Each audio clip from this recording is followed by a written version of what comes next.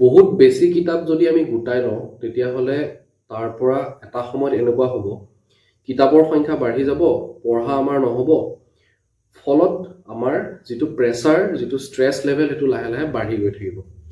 সেইকাৰণে আপোনালোকে কি কৰিব, খুব লিমিটেড কিতাপ লওক। কাৰণ আছামিজ পিপুলৰ পৰা 35 মাৰ্ক থাকিব। সেই 35 মাৰ্কৰ কাৰণে কেইখনমান কিতাপ ৰিপিটেটিভলি যদি পঢ়ে তেতিয়াহ'লে আপোনালোকৰ হৈ যাব। প্ৰথম কিতাপখন যিখন পঢ়িবলৈ মই সদায় সকলোকে কৈ আহোঁ, মানে ইউটিউব ভিডিঅ'ত নহ'লেও পাৰ্চনেলি যিসকলক মই পাওঁ, যিসকলে সোধে, এখন কিতাপৰ কথা সদায় মই নাম লওঁ, সেইখন হৈছে স্বদেশ অধ্যয়ন, ক্লাছ 11 আৰু ক্লাছ 12। অসমীয়া ইংৰাজী দুইটা মাধ্যমতে আপোনালোকে পাব। সেইখন কিতাপ বা সেই দুখন কিতাপ আপুনি সকলোতকৈ প্ৰথমে পঢ়ক। তেতিয়া কি হ'ব, আপোনাৰ অভাৰঅল যিখিনি আইডিয়া কিতাপখনক লৈ, সেই আইডিয়াটো মানে বিষয়টোক লৈ যিটো অভাৰঅল আইডিয়া সেইটো হৈ যাব। মানে কি পঢ়িব লাগে, কি পঢ়িব নালাগে সেয়া আপুনি গম পাই যাব। তাৰ পাছত আপোনালোকে পঢ়ক বৈচিত্ৰ্যময় অসম, ক্লাছ 9 আৰু 10ৰ এখন কিতাপ। একেখন কিতাপেই ক্লাছ 9ৰ বাবেও ব্যৱহাৰ হয়, ক্লাছ 10ৰ বাবেও ব্যৱহাৰ হয়। সেই কিতাপখনৰ পৰা অসমৰ জনগোষ্ঠী সম্পৰ্কে গম পাব, তেওঁলোকৰ খাদ্যাভাস গম পাব, তেওঁলোকৰ ৰীতি নীতি গম পাব, তেওঁলোকৰ পৰম্পৰা গম পাব। এই গোটেইবোৰৰ কাৰণে সেই কিতাপখন সকলোৱে পঢ়াটো জৰুৰী। ছেকেণ্ড, তাৰ পাছত আহক SCRTৰ ক্লাছ 9 আৰু ক্লাছ 10ৰ কিতাপখিনি, য'ত আপোনালোকৰ অৰ্থনীতি, ৰাজনীতি, ভূগোল আৰু ইতিহাস সকলো পৃথককে থাকে। সেই কিতাপখিনিৰ পৰা আপোনালোকে অসমৰ কৃষক বিপ্লৱৰ কথা গম পাব, বা ৰাইজ মেলৰ কথা গম পাব, অসমৰ ব্ৰহ্মপুত্ৰৰ কথা ভালকে গম পাব, অসমৰ যিখিনি অভয়াৰণ্য আছে তাৰ বিষয়ে ভালকে গম পাব, চাহ খেতিৰ কথা গম পাব। তো এই বিষয়বোৰ আপোনালোকে ভালকে এই দুখন কিতাপৰ পৰা পঢ়ি ল'ব। তাৰ পাছত যদি সম্ভৱ হয়, যদি ক'ৰবাত পায়, তেতিয়াহ'লে 6, 7 আৰু 8ৰ যিখিনি সমাজ বিজ্ঞান থাকে, কাৰণ সেইখিনি কিতাপ আপুনি মাৰ্কেটত নাপায়, সেইখিনি কিতাপ বেলেগ ছাত্ৰ ছাত্ৰী যিসকলে এতিয়া 6, 7, 8ত পঢ়ি আছে তেওঁলোকৰ পৰাই আপোনালোকে কালেক্ট কৰিব লাগিব। এই তিনিখন কিতাপ আপোনালোকে ভালকে পঢ়ক, ঠিক আছে। তাৰ পাছত সেইকেইখন পঢ়া হৈ গ'ল। এইখিনি কিতাপ আপুনি দ্বিতীয়বাৰ হয়তো নপঢ়িলেও হৈ যাব, ঠিক আছে। মই নাভাবোঁ যে দ্বিতীয়বাৰ পঢ়াৰ প্ৰয়োজন আছে, কিন্তু পঢ়িলেও আপোনালোকে পঢ়িব পাৰে। এইকেইখন কিতাপ পঢ়া হোৱাৰ লগে লগে আপোনাৰ থুলমূল আভাস এটা হৈ যাব। তাৰ পাছত you can move forward toward some bigger books, যেনে অসমীয়াৰ বুক বা শৈলেন বৈশ্যৰ যিখন GK কিতাপ আছে, আছাম GK। অসমীয়াৰ বুকখন আপোনালোকে তাৰ পাছত লওক। অসমৰ জনসংখ্যা সম্পৰ্কে পঢ়ক, অসমৰ ক'ত শিক্ষিত হাৰ কিমান পঢ়ক, অসমৰ অৰ্থনীতি সম্পৰ্কে পঢ়ক, চাহ খেতি, মৰাপাট, ঠিক আছে, অসমৰ বনাঞ্চল ক'ত কেনেকুৱা ধৰণৰ আছে এইবোৰ কথা তাৰ পৰা পঢ়িব পাৰে। খাৰুৱা তেলৰ ইতিহাস পঢ়ক, শিক্ষাৰ ইতিহাস পঢ়ক, অসমৰ যিটো পলিটিকেল হিষ্ট্ৰী, অসমৰ যিমানবোৰ চিফ মিনিষ্টাৰ হৈছে সেই সম্পৰ্কে আপোনালোকে তাৰ পৰা পঢ়ক। সেইবিলাক প্ৰশ্ন আজিকালি পৰীক্ষাত দেখা পোৱা যায়। আৰু তাৰ উপৰি বাকীখিনি যিখিনি বিষয় আপোনালোকে পাব, সেইখিনি খুব ধুনীয়াকৈ আপোনালোকে শৈলেন বৈশ্য ডাঙৰীয়াৰ যিখন কিতাপ আছে সেইখন কিতাপত পাই যাব। তো এই দুখন কিতাপ আপোনালোকে একেলগে পঢ়ি যাব পাৰে, ঠিক আছে। দুইখন কিতাপ সমানে সমানে চাই যাব পাৰে। Now you can take some notes. প্ৰথমে যেতিয়া আপোনালোকে SCRTৰ 6, 7, 8, 9, 10ৰ কিতাপ পঢ়িব সমাজ বিজ্ঞান, তেতিয়া কোনো ধৰণৰ নোট নবনাব, কিতাপখনতে আণ্ডাৰলাইন কৰি যাওক কাঠ পেঞ্চিলেৰে, আৰু যিবোৰ পইণ্ট দৰকাৰ সেইবোৰ সৰুকে ক'ৰবাত লিখি থৈ দিয়ক, নহ'লে মনত ৰাখি থৈ দিয়ক। বৈচিত্ৰ্যময় অসমতো বৰ বিশেষ নোট বনাব নালাগে, আৰু স্বদেশ অধ্যয়ন দুখন পঢ়োঁতেও আপোনালোকে ইমান বেছি নোট কৰিব নালাগে। সেই একেখিনি বস্তুকে আপুনি যেতিয়া আছামিয়াৰ বুকত পঢ়িব আকৌ এবাৰ, পঢ়াৰ লগে লগে আপোনালোকৰ কি হ'ব, এটা আইডিয়া আহি যাব, ঠিক আছে, যে আমি কি পঢ়িছোঁ, কোনখিনি বস্তু এই কিতাপৰ পৰা জৰুৰী, সেই বস্তুখিনিকে কনচাইজ কৰি ইয়াত দিয়া থাকিব, সেইবিলাকেই পৰীক্ষাত প্ৰশ্ন আহিব, ঠিক আছে।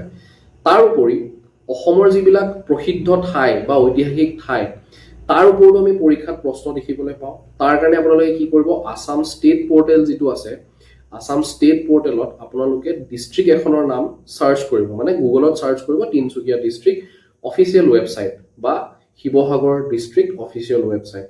সেই ৱেবছাইটটোত আপোনালোকে যাব, তাত সেই জিলাখনত কি কি প্ৰসিদ্ধ ঠাই আছে, কি কি ঐতিহাসিক ঠাই আছে, প্লেচ অফ ইম্পৰ্টেঞ্চ আছে, গোটেইবোৰ এখন লিষ্ট পাই যাব। সেই লিষ্টত অলপমান বিৱৰণো থাকিব। সেই সম্পৰ্কে মই পাৰিলে পাছত ভিডিঅ' তৈয়াৰ কৰিম। সেই লিষ্টৰ পৰা বা সেই যিবোৰ ঠাইৰ বিৱৰণ তাত আছে, সেই বিৱৰণখিনি আপোনালোকে তাত পঢ়িব। মানে অসম চৰকাৰৰ যিটো পৰ্টেল আছে ষ্টেট পৰ্টেল, সেইটো আমি পৰীক্ষাৰ কাৰণে ব্যৱহাৰ কৰিব পাৰোঁ।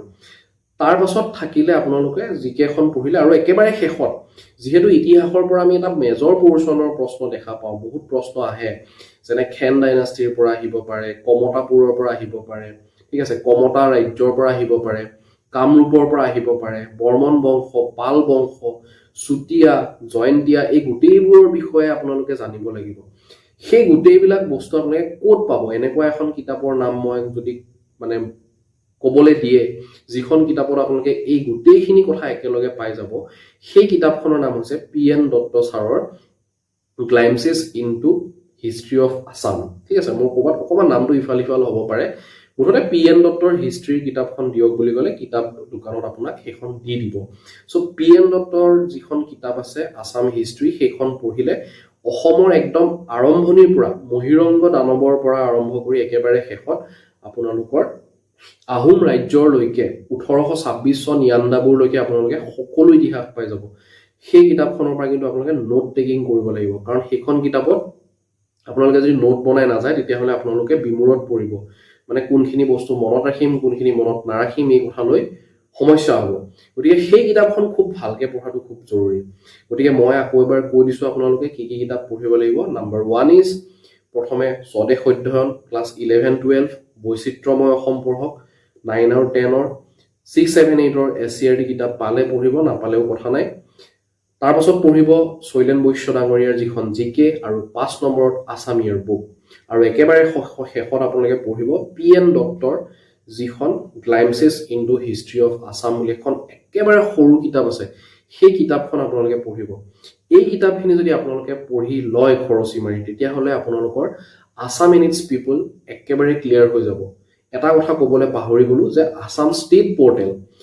ষ্টেট পৰ্টেলত আপোনালোকে খুব ধুনীয়াকে district wise place of importance গোটেইখিনি পাই যাব বা tiger reserve elephant reserve national park কোনখন কেতিয়া নেশ্যনেল পাৰ্ক কৰা হৈছে বায়'স্ফিয়াৰ ৰিজাৰ্ভ কোনখন হয় এই বস্তুবোৰ আপোনালোকে আছাম ষ্টেট পৰ্টেলত খুব ধুনীয়াকৈ পাব একদম ডিটেইলছত দিয়া আছে এইখিনি সোৰ্স ৰাখক লিমিটেড সোৰ্স তাতকে বেছি একো কিতাপ আপোনালোকে কিনিব নালাগে প্ৰয়োজনো নাই এইখিনি কিতাপ যদি খৰচি মাৰি পঢ়ে সব সৰু সৰু কিতাপ একদম সৰু সৰু কিতাপ মই সাজেষ্ট কৰিছো except the Assam year book আৰু এক্সেপ্ট শৈলেন বৈশ্য জিকে বাকি গোটেইকেইখন কিতাপ একদম সৰু সৰু এইকেইখন কিতাপ যদি পঢ়ে আপোনালোকে বাৰে বাৰে পঢ়ে নোট টেকিং কৰে খুব শৰ্টকে তেতিয়াহ'লে আপোনালোকৰ আছাম এণ্ড ইটছ পিপল গোটেই পৰ্চনটো খুব ধুনীয়াকে ক্লিয়াৰ হৈ যাব বিশ্বাস ৰাখক নিজৰ ওপৰত ৰিভিজনৰ ওপৰত বিশ্বাস ৰাখক প্ৰেক্টিচ কৰক আৰু এই কথাবোৰ যেতিয়া পঢ়ি যেতিয়া আপোনালোকৰ মন যাব যে আমি কিবা কুৱেশ্যন এতিয়া এটেম্প্ট কৰোঁ যিখিনি পঢ়িলো কাৰণ বিৰাট কোহলীয়ে ক্ৰিকেট খেলিলে তেওঁ ক্ৰিকেট খেলৰ কথা যদি সদায় থিওৰিটিক্যালি পঢ়ি থাকে নহ'ব তেওঁ প্ৰেক্টিক্যালি যিখিনি কথা পঢ়িছে সেইখিনি ফিল্ডত আহি এপ্লাই কৰিব লাগিব তেওঁ ক্ৰিজত নামিব লাগিব তেওঁ বল ফেচ কৰিব লাগিব so you also have to fetch some question যেতিয়া কুৱেশ্যনৰ প্ৰয়োজন হ'ব তেতিয়া আপোনালোকে এই ভিডিঅ'টোত আকৌ ঘূৰি আহিব ডেছক্ৰিপশ্যনত যাব তাত মই লিংক দিছো GT আৰু CTETৰ কাৰণে PYQs আৰু প্ৰেক্টিচ কুৱেশ্যন মই ডেইলি 5টা মানকে আপলোড কৰি থাকো টেলিগ্ৰাম চেনেলটোলৈ আহিব তাত আপুনি ডেইলি কুৱেশ্যনছ পাই থাকিব সেই কুৱেশ্যন বিলাক এটেম্প্ট কৰক সেই কুৱেশ্যন বিলাক যেতিয়া আপুনি ফেচ কৰিব তেতিয়া আপুনি গম পাব যে আপোনাৰ পঢ়া শুনা কিমান লেভেলত হৈ আছে আৰু তাৰ আগতে এটা কাম কৰিব পাৰে যিখন প্ৰিভিয়াছ ইয়াৰ আমাৰ কুৱেশ্যন ইতিমধ্যে হৈ গ'ল সেই কুৱেশ্যন পেপাৰখন আপোনালোকে এবাৰ সলভ কৰি চাব পাৰে বহুত বহুত ধন্যবাদ থ্যাংক ইউ সো মাচ থিংকাৰ এডুকেশ্যনৰ তৰফৰ পৰা ভিডিঅ'টো শেষলৈকে চোৱাৰ কাৰণে আৰু আপোনালোকক সকলোকে মই মোৰ তৰফৰ পৰা শুভকামনা জনালো আপোনালোকৰ প্ৰস্তুতিৰ এই যাত্ৰা খুব সুন্দৰ হওক ধন্যবাদ